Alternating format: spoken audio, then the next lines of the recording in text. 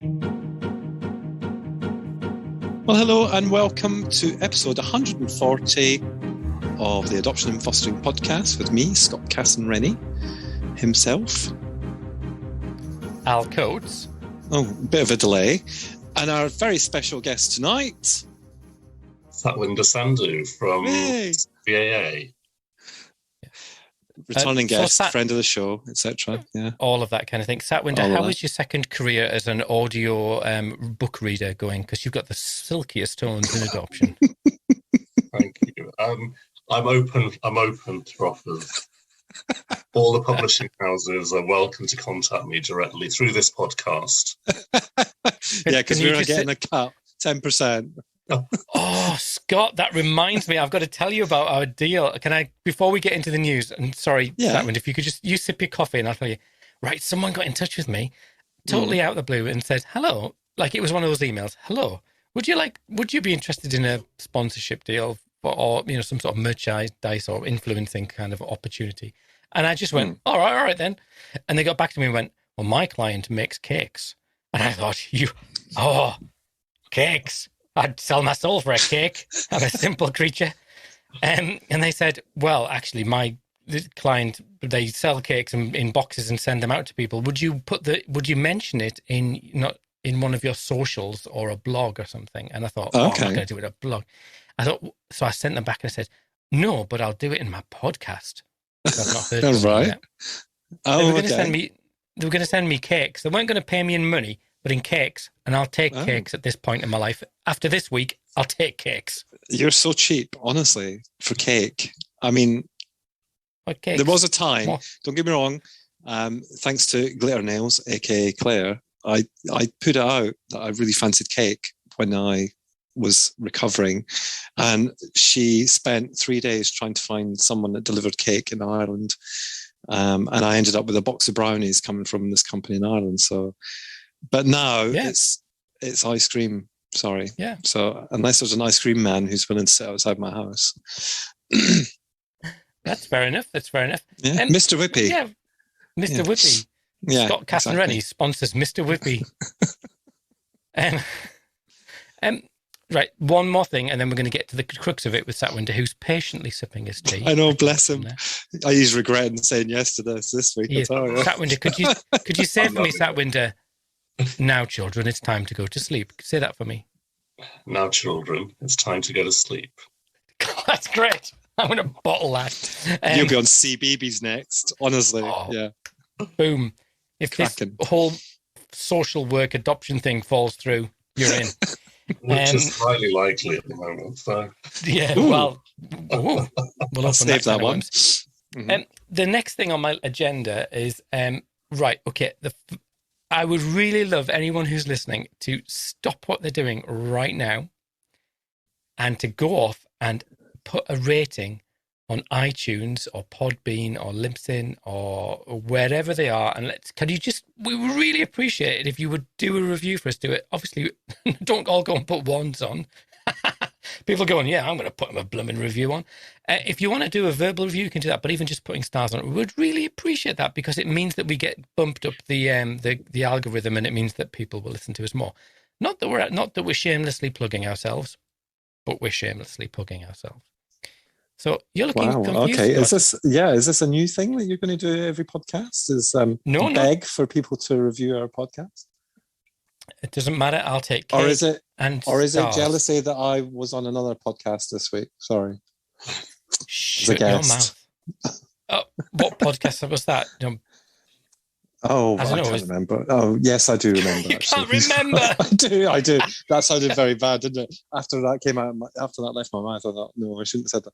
No, I was myself and Tris were on Jeff Noble's FASD Success podcast, which I think is coming out this week or next. Talking about FASD Ireland. And it was really good, actually. You need to listen to it because you might get some tips.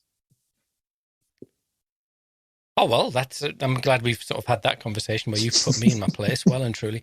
I will listen to it, and I might even I'll maybe rate the episode or something. Yeah, one star, yeah. So hopefully everyone who's gone off and done that on their phones will have come back by now. So right, anyway, shall we crack on? We've got a couple of couple of news items to do. Well, a couple of items, and we asked if anyone knew about it. And so that's why we've got Satwinder on, because we want to talk about the VAAs, Voluntary Adoption Agencies. But before we get to that, Satwinder, we've had a massive week in politics. Massive. So come on, what's your take on the news? Because what is it? It's 8:45 on a Thursday night, and we've just had some news. So tell me, come on, weekend summary, go for it, Sat. Well, I mean, it's been a whirlwind in politics this week, and as we speak right now, there's still a lack of clarity about whether our Prime Minister has actually formally resigned or whether he's sticking around for a few months, and we have no idea really who's in charge of the Department for Education. There's been a few names. Somebody resigned within 24 hours. Our Children's Minister came and went and possibly is back again, which is good news, we think. So, I mean, it's just unbelievable, isn't it? I can't actually believe that this is all happening this week. But the reality is, I've just had a text. All right, this is breaking news. Is Will text you? Right. So he was a junior minister. Will Quince was a junior minister, and now he's been bumped up to Minister of State for Children. Okay. That's right, isn't it? So does that mean the role has changed? If he's back I think that when Edward Timpson was the Minister for State for Children, yeah, and I think it got downgraded. It got downgraded, didn't it? Yeah. So, hot off the press reaction, Satwinder. Well, I mean, with a pending implementation of the Children's Social Care Review, I mean, I think that's probably the best news the sector could have heard, to be honest. I mean, when I listened to the Minister on your podcast a couple of weeks ago, well done. He was consistent in his approach to his job and with conviction conveyed his passion for the vulnerable children that we're all, responsible for and talking about. So politics aside, and I think he answered that question very eloquently too, politics aside, what we need in that role is somebody who believes in children and believes in a better future for children and is able to deliver what the care review is aspiring to do. So I think the worst possible news this week really was that he had gone, because it, of course, lives up to all of those poor expectations that we've often seen across the sector. So actually, we need somebody with conviction and some passion and able to deliver. And if he's the guy to do it, then let's get behind him. I mean, I was gutted. I don't know about you, Scott. I mean, we talked to him for an hour, but I don't know about you, Scott, but I was like, oh man, that feels like a kick in the guts. I was, and I don't know, because you actually asked him in the interview how long he was going to be around for, more or less. And to be fair, I think when he answered it, I just knew in my heart of hearts that the way things were going at that point in time, because what was that, 3 weeks ago we interviewed him? 2? I can't remember. 22nd of June, wasn't it, or something like that? Yeah, so they'd had the confidence vote, hadn't they? And there was lots of things being said and done. And then obviously on Monday, he put himself out there on the national media and kind of got behind all the furore that happened last week, the end of last week, and over the weekend. And to be fair, I think from my own personal perspective, I think he did the right thing, because he had to, he was made a fool of in essence. Shattered, but I can't say I was surprised, given everything that's gone on in politics over the last, since Partygate. Let's face it. It's it's like every day is just an eye opener, isn't it? Let's face it. So I can't say I was surprised, but the reasons that he resigned were quite different to the ones that I thought he would resign for. Yeah. So if he is back, obviously we'll see over the next day or so, I guess. If he's definitely back in that role, then fabulous. Because I took to him. I thought that he was interested, and I think having spoken to some previous ministers, they don't sit there and take notes or acknowledge you or whatever. He did. So I think for me, yes, like you, Al, I was a little bit gutted, but it wasn't unexpected, if that makes sense. I think what I was surprised about was Nadeem Zahawi kind of not jumping ship, because if you're going to get the opportunity to be Chancellor and you've got that experience or whatever, I don't know, because I don't know him as an individual, but I guess that you're going to go for that kind of role. But he's not been the what was his title? Secretary of State. Yeah, for whatever it was. Education.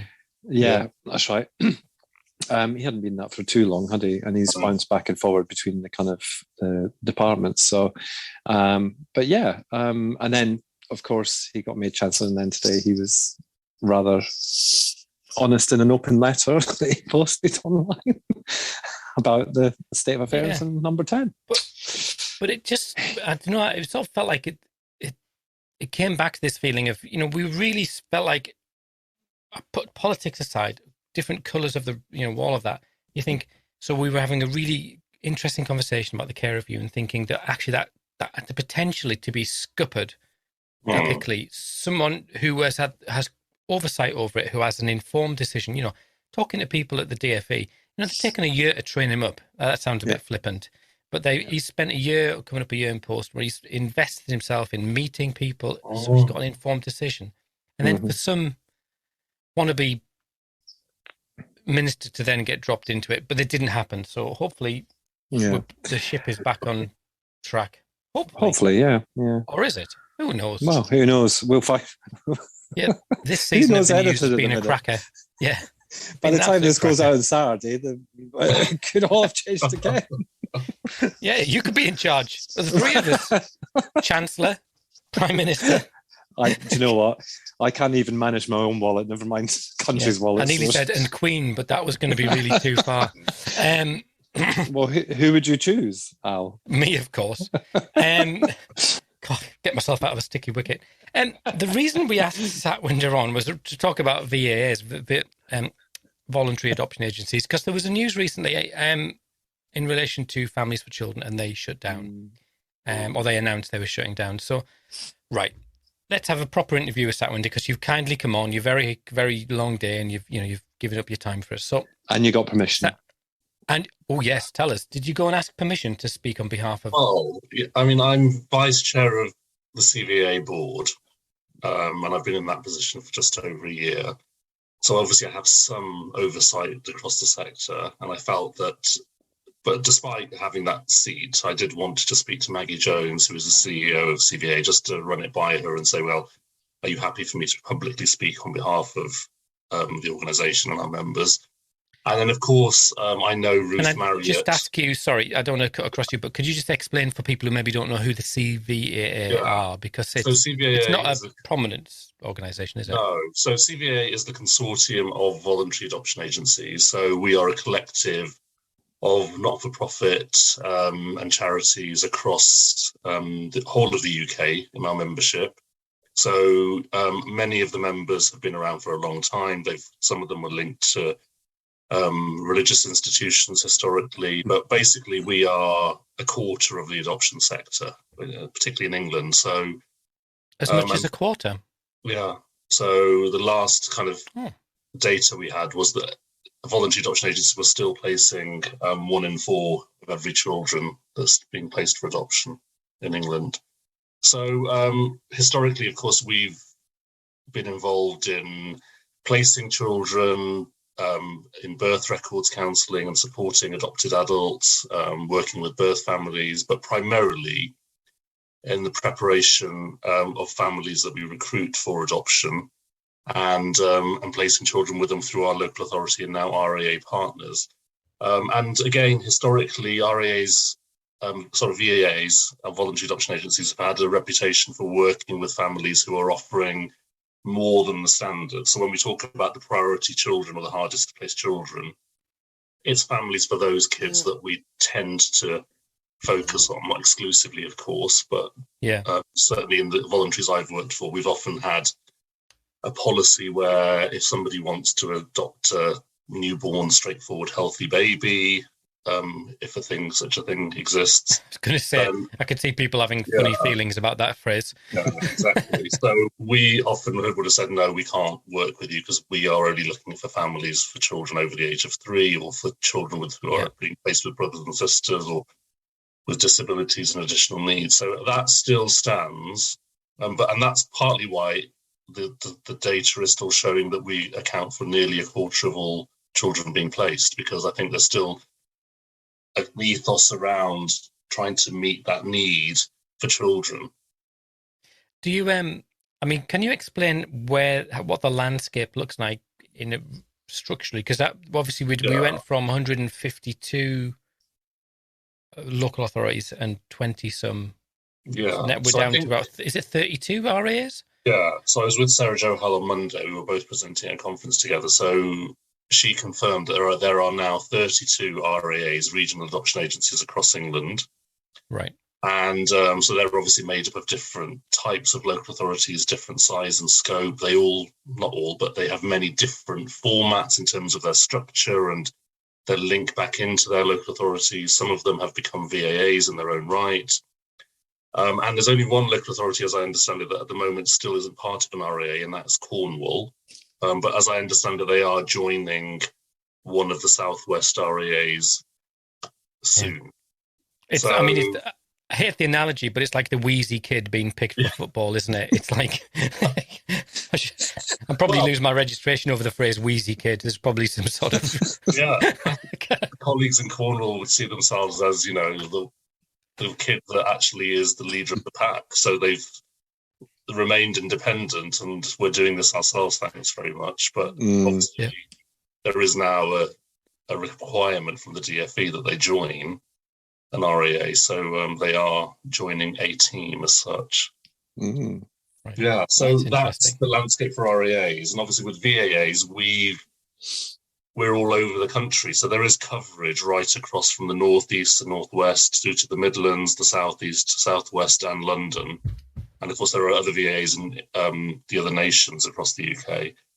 Yeah. But so in theory, we do have good geographical cover with regional arrangements for local authorities and the traditional setup for voluntaries. But even in the time that I've been with CVAA, the numbers of voluntary adoption agencies have dwindled because some have combined forces and merged. I was part of a merger of 2 voluntaries that I worked for in 2010. So when I was Director of Adoption and Fostering at PACT, we acquired ChildLink, which was another smaller voluntary in London, but very successful.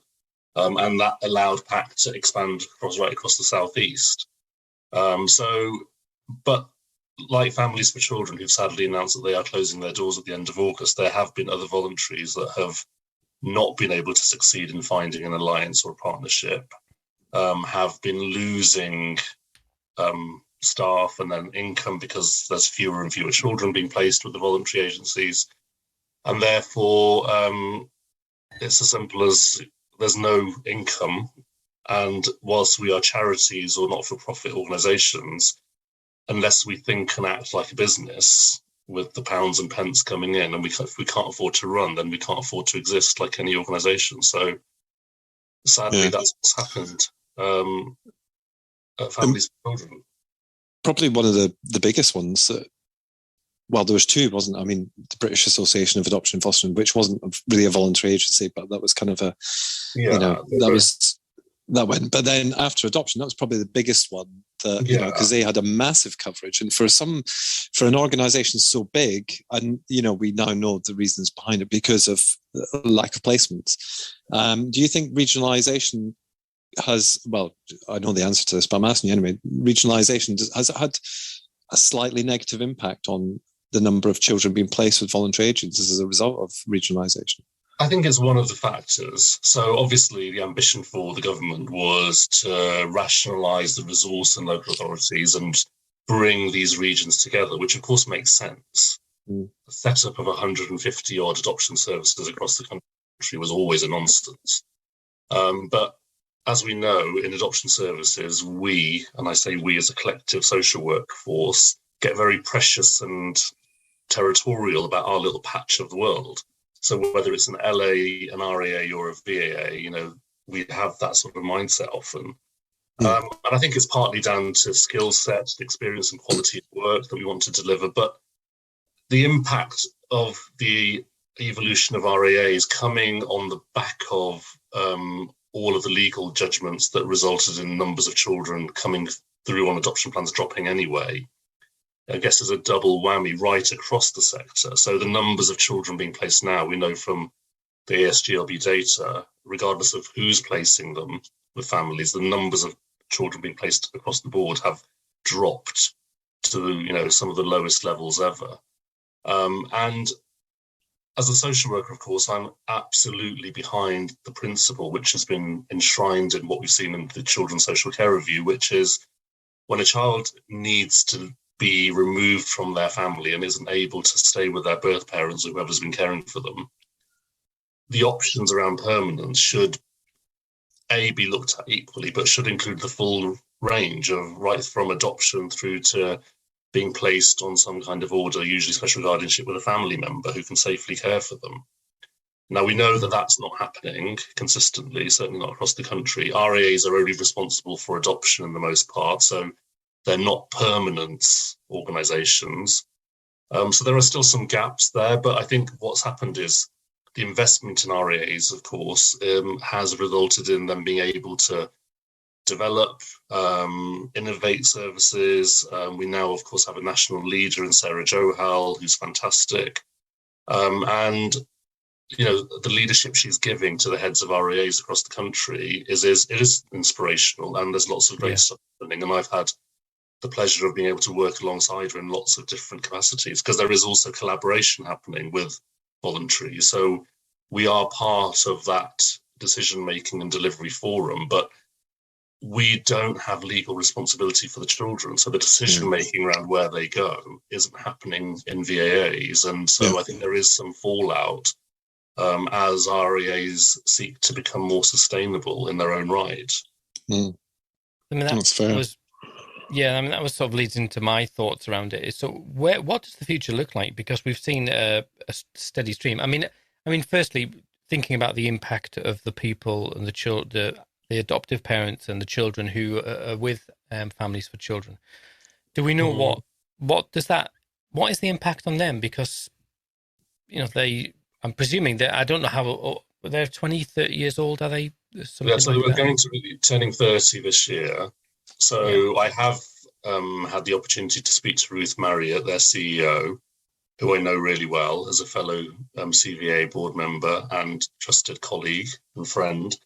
So Ruth has been working really hard with her team to make sure that the families, obviously once they have been notified formally that this is happening, they are working to ensure that their families can be passed on to other organisations, primarily RAAs. So I imagine that where there are children with families already and not yet legally adopted, the RAA that placed them may be able to take on legal responsibility for that family. And obviously there are large RAAs in the Southwest already. We've got Aspire, Adoption West and Adoption Southwest. So I know they're also looking at what they can do to support the families that remain at different points of the process, because of course there'll be families in the very early stages who will have only recently applied or maybe be in stage 1 or 2 of the process. So it is complicated, but I guess from a personal perspective for families, I know when I've spoken to adopters in the past, one of the reasons they choose to come to voluntary adoption agencies is because they're independent. We have a smaller kind of setup usually, so there's a more intimate and personalised aspect to the service. Not always, and I know certainly, again, one of the developments in the RAAs has been to kind of replicate some of that. But the reality is, voluntary adoption agencies are independent. We have our own governance structure, whether it's with trustees or a governing board. We're not part of a big corporate local authority type machine, which RAAs still are. So the bureaucracy and the time it can take to get things done doesn't exist. So I've worked in voluntaries where families have rung up in the morning needing adoption support, a therapeutic service has been mobilised, and this is a real example. By the evening of the same day, a clinical psychologist was in the family's home with them and the child. That just doesn't happen in an RAA because... the cogs turn slower. Yeah. And I think... and I was I was thinking about this and seeing some of the noise, and there's not been an awful lot of news of stuff around this, but I'm also conscious that, I don't know about you, Scott, but often it's a question you get asked is, RAA or VAA. When people are at that very sort of fork in the road at the very beginning, what are the benefits of the RAA versus the VAA? Do you think that the balance is, that news like this is kind of itself perpetuating, that it's going to be, is there nervousness within the CVAA and the sector? And there's nervousness in the sense that this has been happening and coming for a long time. Right. So, when organisations like After Adoption folded, and we've had other organisations, as I said, that have become part of larger VAAs and setups because it's more sustainable and economies of scale exist. I think the nervousness, therefore, has been really around, having had a long history, and in the case of organisations like PACT and Quorum, for example, they've been going for over 100 years, hundreds of years in Quorum's case. Yeah. We've been kind of thinking, we need to, as organisations, stay ahead of the curve. We need to keep innovating. And I know we use the word innovate a lot in social work and doesn't often mean much, but in the context of voluntary adoption agencies, it really is about, what is it that families are telling us that they need? What is it that adopted adults are telling us they need? And what can we be delivering on behalf of the sector? So I think in some cases there is lots of additional service delivery happening, but like a lot of these things, as charities relying on either donations or income to run services, if they're not being commissioned, then they can't be run or sustained. So RAAs or local authorities are often still the commissioner. And quite frankly, I know there's lots of reasons why, but the commissioning arrangements in local authorities have just become beyond manageable. So unless you have a dedicated team or expertise within your organisation to be navigating these hundreds of pages of documents, sometimes, it's a really big ask. And is part of that then some of the financial arrangements? Because I know that if you, obviously we've got issues, and I think people often in the UK sort of see that, adoption's free, but it's not free. It's not free. Someone's paying someone somewhere. It's free at point. It's like the NHS, it's free at source. Yeah, well, the DfE roll out the money, don't they, to it comes through the DfE and the Treasury, primarily to local authorities who then set up these budgets. Now, we know already, not just from anecdotal evidence, but from what we've been told by colleagues, that the budgets that have been devolved down to RAAs vary enormously. And in some cases, they're simply not fit for purpose. So the RAAs are struggling to deliver high quality services across the board because they've not been properly budgeted for. So on a personal example, I run the Intercountry Adoption Centre. Yeah. I know categorically that intercountry adoption, which usually is commissioned out, wasn't even on the radar when it came to adoption and the creation of RAAs. And we now have learned that adoption support was also given very little thought in terms of budget. So when there's challenges around budgets and choices that heads of RAAs are having to make already, inevitably the impact is going to be felt by the voluntary sector, because actually we rely on the interagency fee. And for those people that don't understand the interagency fee mechanism, the reason adoption is perceived to be free is because there is direct funding from local government into RAAs to cover their costs, and to cover the costs of VAAs providing families. The fee is exchanged at the point of placement. And so can I just, because I think that it's worth noting that when we get into the nuts and bolts of that, is that like as a VAA, you are paying for your building, you're paying for your admin staff, but you're to get someone approved, someone has to pay the social worker who comes out and approves you. Yeah. Someone has to pay the social worker and the panel members, all the admin stuff. So it's a big layout of money, isn't it? Yeah. And that's why this whole concept of the economy of scale of your back office functions in VAAs has become such a big consideration, because in principle, we're all doing the same thing. We all need to offer HR support. We all need to have panel administrators. We need to have people doing certain functions in order to deliver the legal requirements of what it takes to approve somebody who's suitable to adopt. And that's before you even get into all of the policies and the safeguarding stuff around assessments. And I think I was looking at the costs. Sorry, I was going to cut across because actually I've got the figures. So for one child to be, if you as a VAA, you whatever not after adoption matters, just hypothetically, they spend all that time. They approve a family. A great family, perfect match for a child. They want to take. They got quite a broad scope, and then they sit on the shelf for 6 months, not unreasonable amount of time, maybe a year, and eventually a child's identified from an RAA. The local authority then would pay the VAA £33,871 for one child to be matched into that family. Yeah, and that in theory then covers some of the cost, right back to the point of the VAA taking out a recruitment campaign to attract adopters to their door in the first place, then all the social work function that's then delivered. So, and there's research happening at the moment. So CVA are involved in an update of the cost of the interagency fee and its value and the impact it has. So obviously what we hope for is that when a child is adopted, that this is a lifelong arrangement.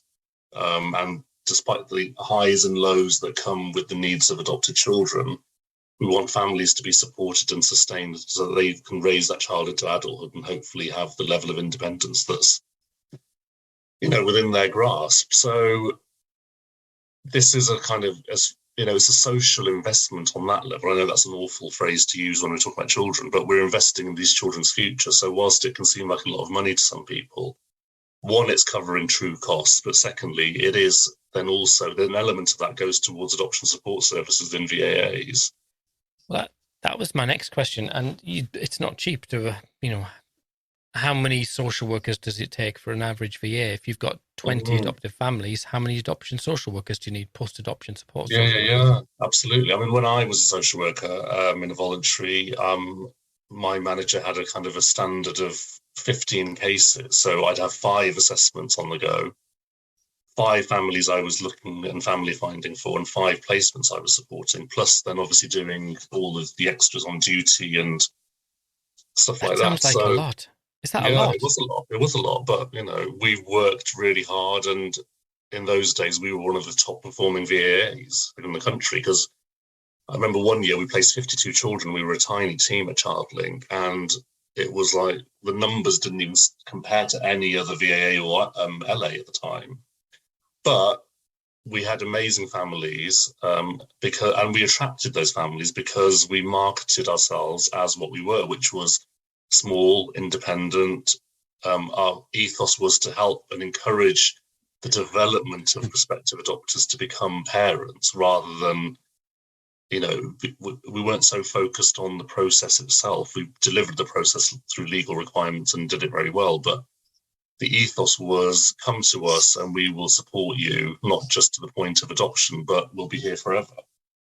That's the challenging bit, isn't it? Can you guarantee forever if you're a voluntary? Well, that is a scary question, isn't it? That's the question I asked you off air.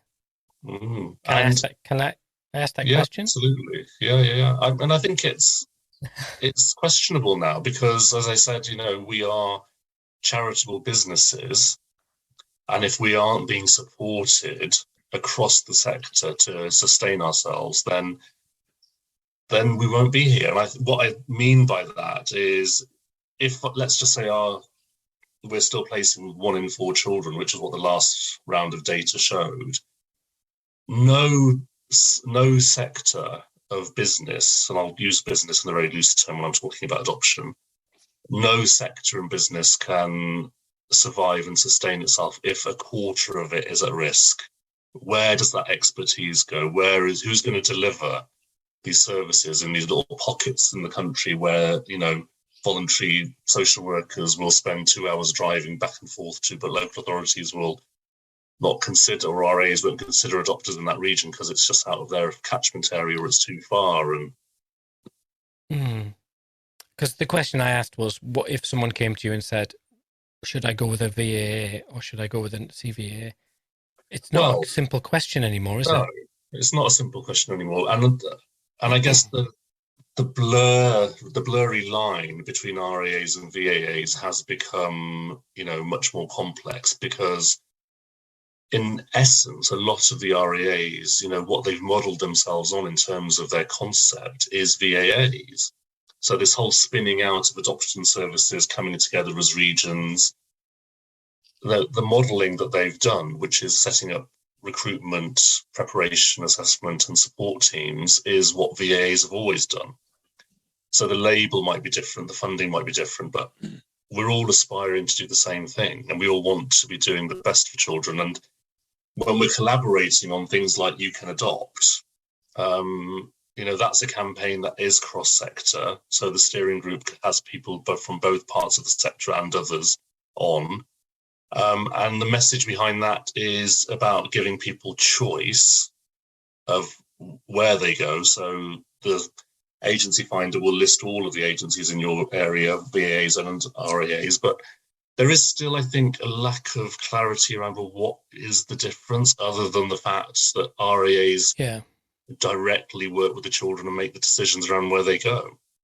So if I was a prospective adopter, I might choose an RAA based on that alone. But I think things like adoption support, recommendations from friends and families, the word of mouth, and the experience people have had in VAA still stands us in good stead, because that's where often a lot of families are coming to us from. And historically, I don't know exactly what the split up now is in terms of ethnicity, but historically, voluntary adoption agencies have attracted much more families from BAME backgrounds and people of colour.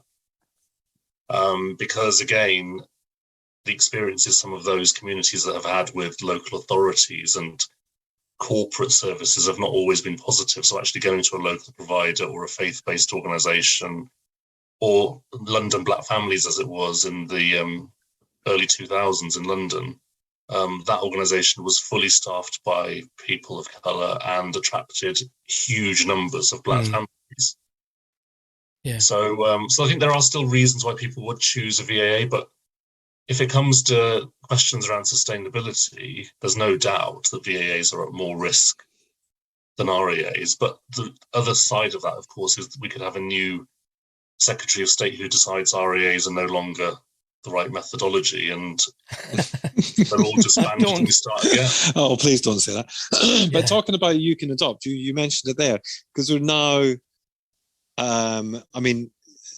just thinking about voluntary agencies and how they kind of fund themselves and stuff, is there a risk that we've recruited too many adopters now and there's not enough children? And could that be contributing in any way, do you think? I think it's definitely a risk. I think voluntaries and RAs, that whilst there are now more adopters in the system, more approved, certainly what I'm hearing from my peers is that they have had to be much more selective about who they say yes and no to. So we're back to having these sorts of policies in place. And I think RAAs are still, they are still placing children with voluntaries because the numbers demonstrate that. But I think it is that waiting time. If you've got families that you are supporting whilst they wait, it's a really emotional time for prospective adopters. Yeah. When they're waiting for a match, and those that get matched very quickly don't experience it, but those who wait around or are being turned down for multiple children, it's an emotional roller coaster. And we've just done some work as part of the National Steering Group for You Can Adopt around the experiences of families waiting. And the messages we're getting from that research very clearly tell us that we're still not, as a sector as a whole, across the board, taking good enough care of those families who are waiting, because, they find it really emotional and sometimes they lack support in that waiting period. So we're very focused, of course, on supporting children when they're in their new family, which is absolutely right and proper. But people also need to be supported and handheld whilst they get there. So yeah, and I think that's interesting because we got a tweet today actually, and I haven't had a chance to look into it, but we got a tweet today from somebody who's just started going through the process, and their experience so far has been more or less positive, but there was a mention about sexism within some part of the process and some of the paperwork. Now, like I say, we haven't looked too much into it, so we don't know if this is an RAA or a VA or whatever, but it could well be that social workers are being given this kind of mandate that, this is a profile of the adopters that we need at this precise moment in time again. I mean, that seems to be going back in time, but the difficult thing we've got is that the data for children is still telling us that, there are close to 3,000 children waiting, and they are in these priority groups that wait the longest. So children from Black and minority ethnic backgrounds, children who are older. And when, of course, we talk about older children, we mean sort of 3.5, 4 upwards. We're not talking about teenagers. No, yeah. And children with additional needs. And so when you've got that still happening, and yet we've got all these adopters who aren't being matched, something isn't working in the system somewhere. And I think that's the responsibility for the voluntaries and the RAAs to sort out together. Yeah. And I know that Sarah is looking at how we function around matching, and there's also some research going on the 100 children who've been waiting the longest to find out exactly what's behind the wait. I think these deep dives are giving us some more insight, and then we have to act on it. That's the issue here. Yeah. If we collaboratively, that will yield the best results, not only for the children, but also for the voluntaries and the RAAs. Because one thing I feel really strongly about, having been... I'm coming up to my 27th anniversary of working in adoption fostering. So I feel like I've kind of seen so many bits of the system from different perspectives. When the RAAs were set up, I think that there was a mistake made, because I think RAAs are responsible for the children as being part of the legal entity. And what we've set up is a duplication of what already existed. And I think voluntaries should have been tasked with the function of recruiting and preparing and assessing families, and then matching them in regional arrangements with their local RAAs, who should have been focused on making sure the children's needs were met. And what by that I mean all of the therapeutic assessments. We're still seeing kids placed and disrupting out of their families because they haven't had proper brother and sister assessments. Their needs haven't been assessed therapeutically, so they're not getting the right support early enough. And the families can't cope because they weren't prepared for that level of need. Whereas actually, if we split the resource differently and made sure that one side of the system focused on the family and assessment and one side focused on the children's needs, and the budget followed, you bring the two halves together and there's some harmony there. Whereas at the moment, with 32 RAAs and 30 odd VAAs all trying to recruit families through one campaign, we're all just doing the same thing. To me, it's just a complete nonsense, a waste of resource.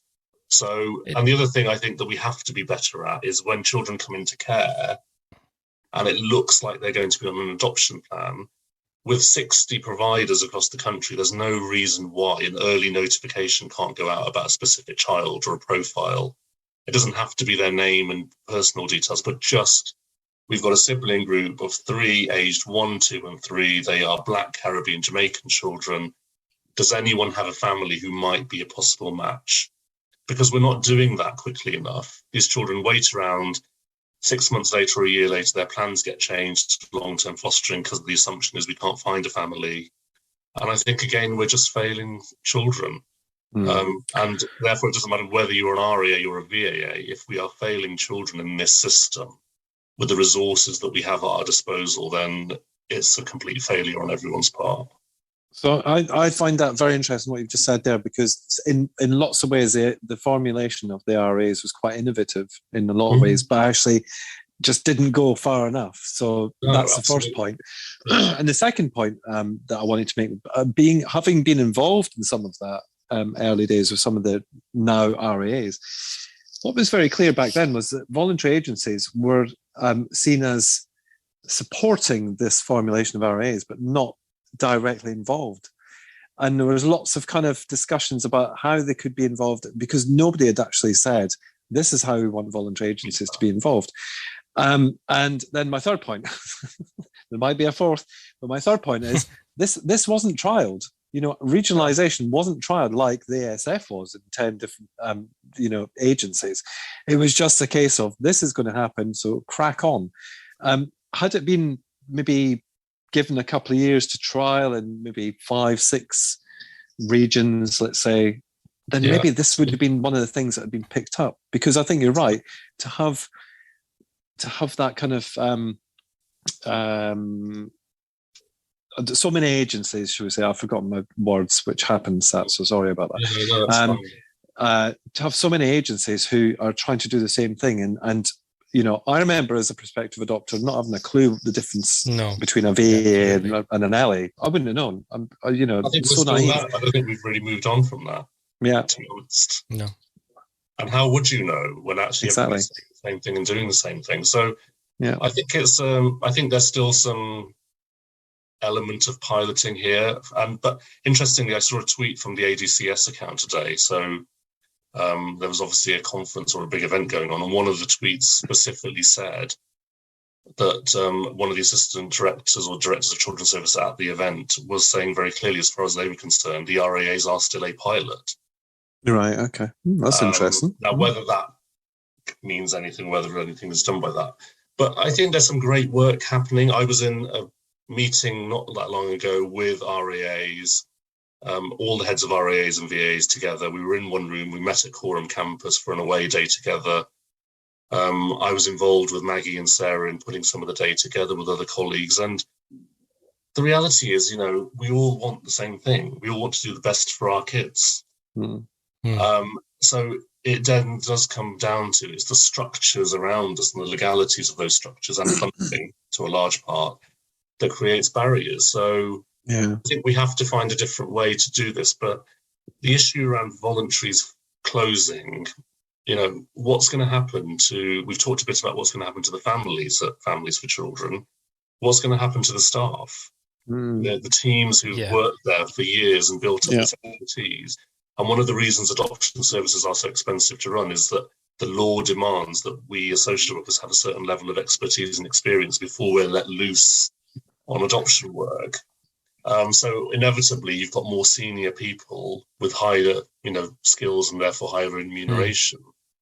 But if all the voluntaries close and those hundreds and hundreds of years of expertise and experience are lost because people choose to then go and work in their local supermarket rather than find a job in an RAA, which could happen because people are so demoralised when they are at the receiving end of this sort of news. I mean, it's a huge loss of expertise. And again, the ultimate losers in this are the kids that we're trying to help. Yeah. Yeah.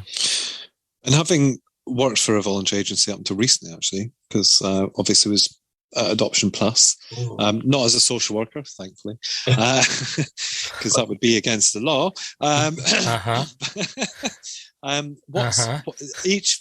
Each voluntary agency is quite unique in what they offer in terms of the, I guess, aftercare of their families. Adoption Plus really is it's the only voluntary agency I've worked for, but so unique in terms of their therapeutic interventions. It's lifelong.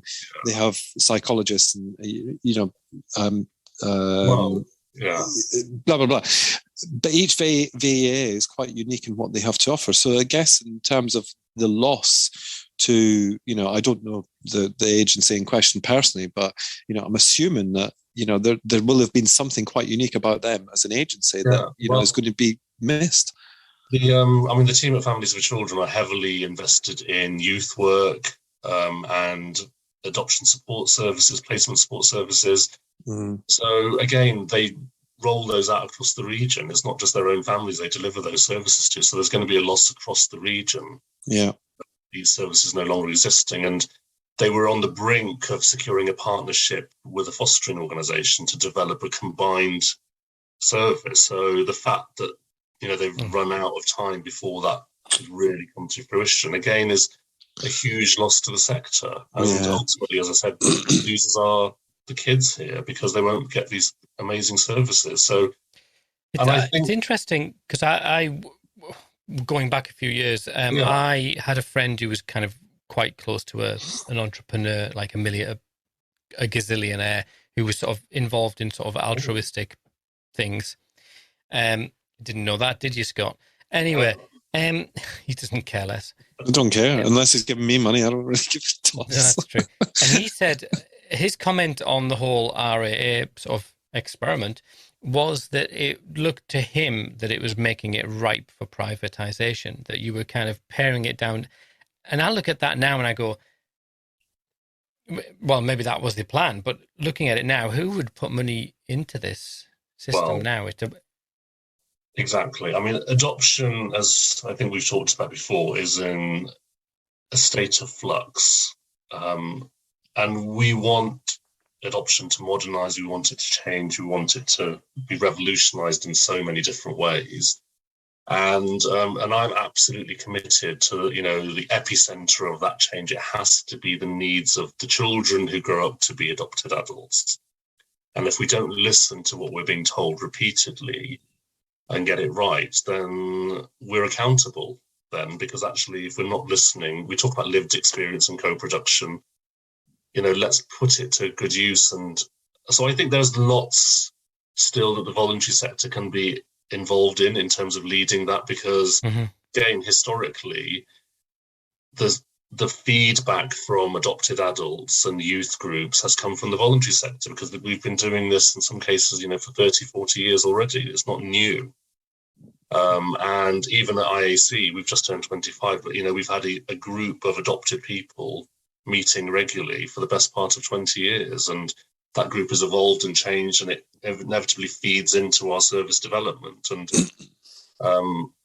when we met together recently for the away day I was just talking about as a combined sector, our first speakers were from Scottish Adoption, and they were young people who've done an amazing project. We know them, don't worry. Yeah. Oh, they're a cracking bunch of kids, bless their hearts. Young people, kids. There's so much, there is great stuff happening. Yes, one of my kind of objectives as being a board member and the vice chair of CVA is to kind of help people think about, well, how do they evolve? Because actually, if the numbers of children are dwindling, and if local authorities and RAAs want to be more sustainable in terms of those children being placed with their own families, because they want them to be placed locally or because it's easier for them to support them, then we have to respond to that as a sector. We can't stick our head in the sand and pretend it's not happening. And that's where the skill set loss becomes then a huge drain, because actually we can put those skills to great use elsewhere, whether it is in permanence work with kinship families, with foster carers, thinking about exactly what we were just talking about, specialist services for children and young people or adopters, or even back to this very, very specialist recruitment for children who are in those really difficult and hard to place categories. So, I think there's still a long road ahead of us in terms of being around and being able to deliver, but we have to also do that with one foot firmly grounded in reality. And we're not going to get back to the heydays of adoption, because nobody wants that, because we were placing children left, right and centre without much thought and not always for the right reasons. Yeah. Even if it was all being done, fabulously and legally with lots of support in place. But if adoption is changing, then we have to also be part of that change. And So just before we kind of start to round up, what about because obviously you are the CEO of a voluntary agency yourself. You're not just part of the you're not just vice chair at CVA. I mean, COVID. You're international. You don't just you're not just in the UK. You actually how has COVID affected what you do? And I mean, it's on one. Let's start with the positives. Long list, is it? Yeah, the positives are it's allowed us to kind of step back just a bit, right, and think about what is the best way to deliver our services and to get the best impact. And we now know, and we knew very early on in the pandemic across the country in lots of different ways, that actually virtual delivery of some services is okay. It's not the same, might not always be as impactful and as good, but actually, if you're still aiming for that A grade figure, which ranges from 70% to 100%, if you're in that ballpark, that's good enough as far as I'm concerned, because actually you're still having great impact. So rather than this rush to get back to do everything in person, let's think about what services need to be in person. Yeah. And focus on those. And so internationally, I think that what we saw was, of course, when there was travel restrictions in place, people couldn't travel overseas to meet their children. So we did have some cases where people had been matched with a child and then couldn't travel to see them for 6, 9, 12 months.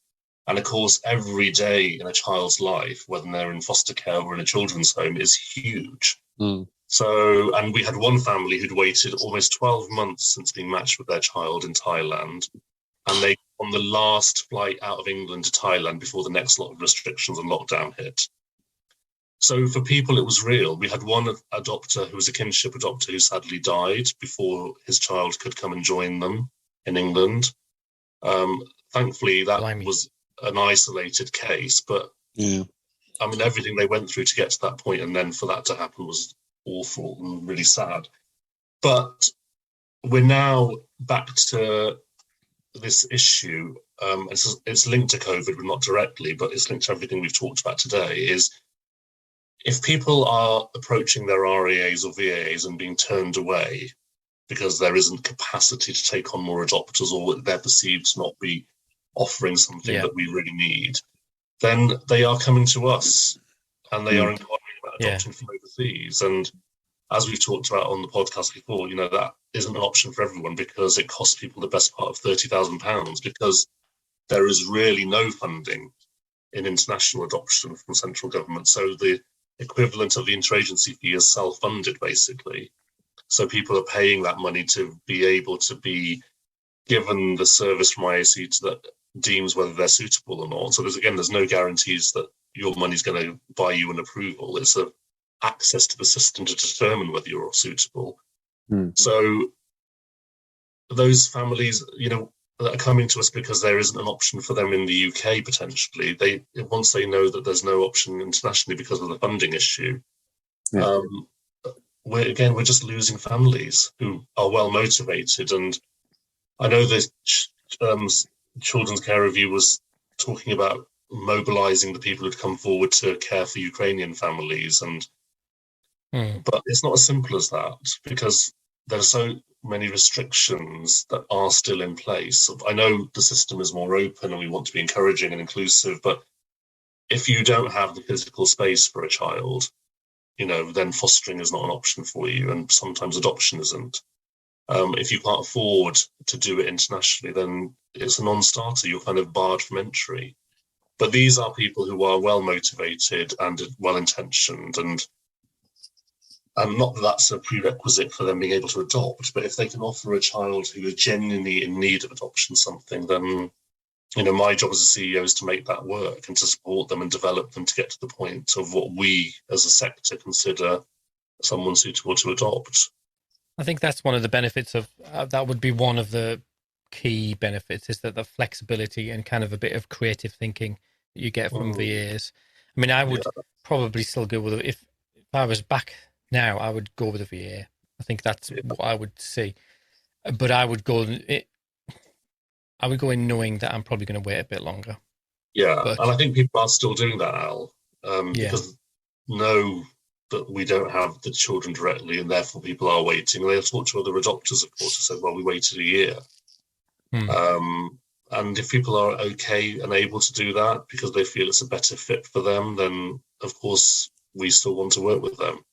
But it is this issue of what's happening nationally, really, and where are the children? Why aren't the numbers even stable at the moment? They're kind of nosediving, yet the numbers of children waiting the longest are growing. So, and that then asks the question about who you're recruiting, doesn't it? It's sort of like this. So you're taking the people who you think are going to take. You know, I always wonder whether there's an element of people sort of that disguise compliance. Yes, I'll take this, and then getting through getting through through to approve, to the hallowed land, and then saying, maybe not. And interestingly, on an international level, when we have our prospective adopters come to us, their point of entry on that scale of uncertainty in children's development is usually higher, because it's a perceived notion that actually when you're abroad, you're going to have very limited information about a child's background and health, because most of the children who are in orphanages and truly needing adoption have been abandoned, and there is no information about them or their birth history. And so actually our adopters are already prepared to be taking a much more informed risk at the point of matching. Yeah. And we've seen that replicated when they change to domestic adoption and are matched with a child in this country, that their ability to manage uncertainty is usually high. Not always, of course. But I think that for me, I'll say this really quickly because I know we're running out of time, but we're expecting an awful lot, from people. And the average person who's going to respond to an adoption recruitment campaign, whatever the message is, isn't in it at that point to be a therapeutic parent. That doesn't even factor in their head. Yes. So this journey, we need to, and we know we need to take them on this journey because the kids' needs demand it.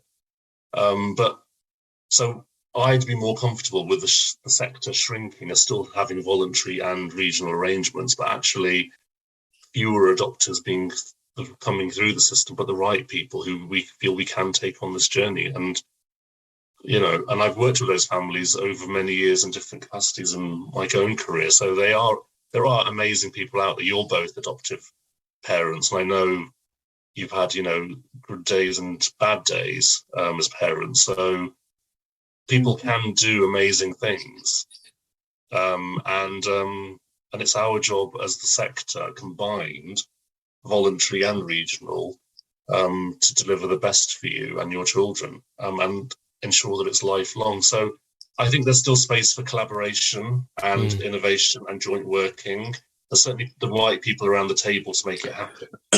But resources have to back it up, as always. So if we're to Will Quince being our minister, then one of the messages I know he's already heard but has to hear repeatedly is this can't be done in half measures. If the funding and the infrastructure isn't there in the redesign of the care system, then it will still fail to deliver true care.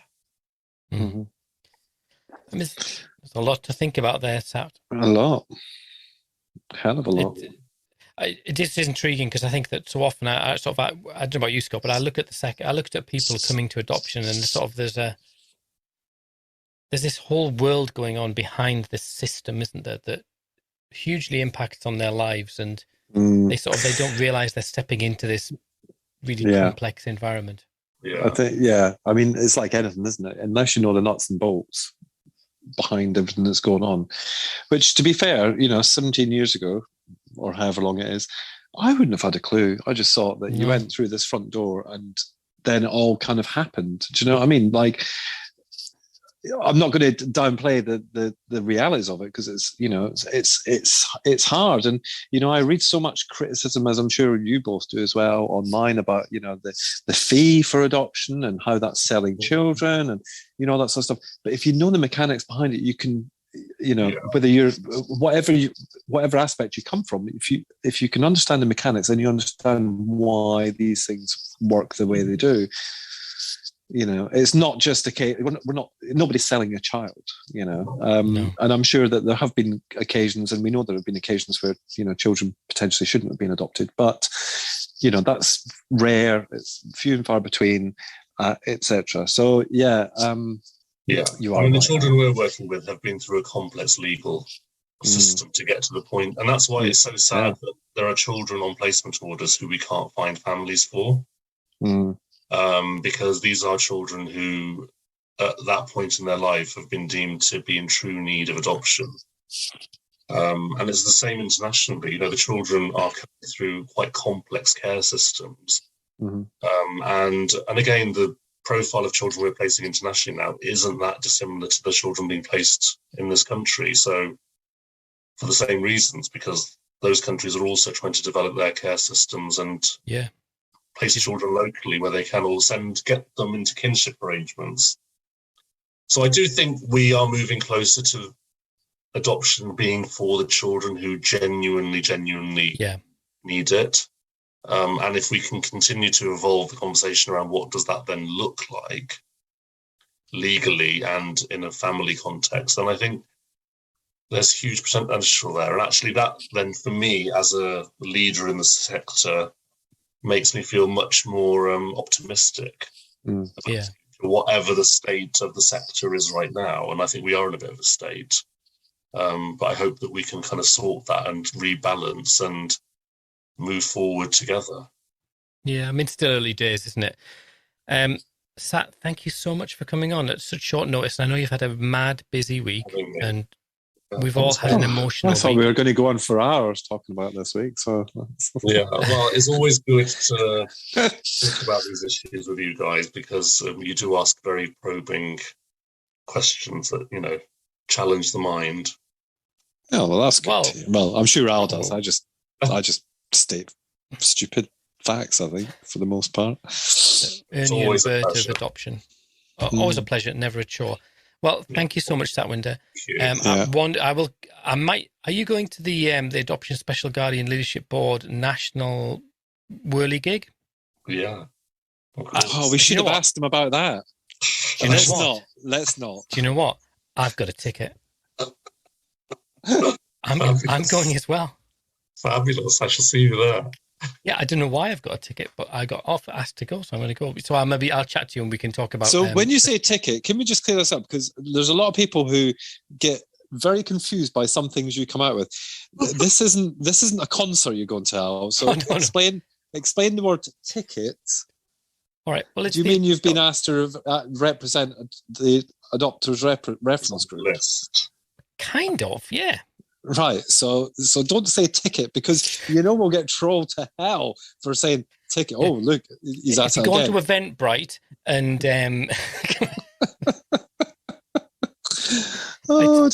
it's fun. Anywho, it's late in the night. We've all had an exhausting political week.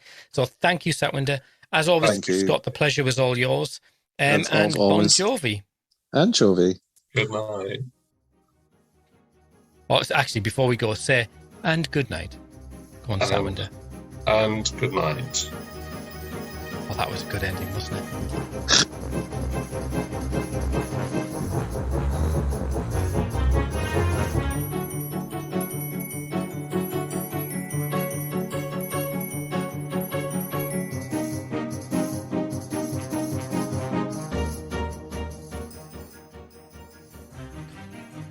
Clear that you have no idea what's going on, Scott. I know. Sorry, it's been one of those weeks for me. Oh, what? You've had to get... I'm still recovering, thank you. Moody. I was going to tell you something nice that someone had said about you now, but I'm not. That's it. Don't be so cruel. I need to hear good things. I genuinely do. No, I was talking to some of your fellow Scots and about some work for us. Rustling up some work. Scots. And then we go, I hope the Scots so fine. We were really worried. Because they were ladies. And, oh, God, that could be anybody then. I'm not going to tell you more, but they were genuinely bothered about you. Oh, well, at least somebody is, I suppose. Of course, I dissuaded them from any sort of nonsense. Of course you did. I told them the wicked truth and showed them the photographs. So. Have you been pulling my kilt photographs out again? Thanks for that. Oh, please don't. Anyway. Things you can never unsee. Are we at 140? Shall I? Yeah. Shall I? Because you did it last time, I think. Yeah, go for it. Yeah, cool.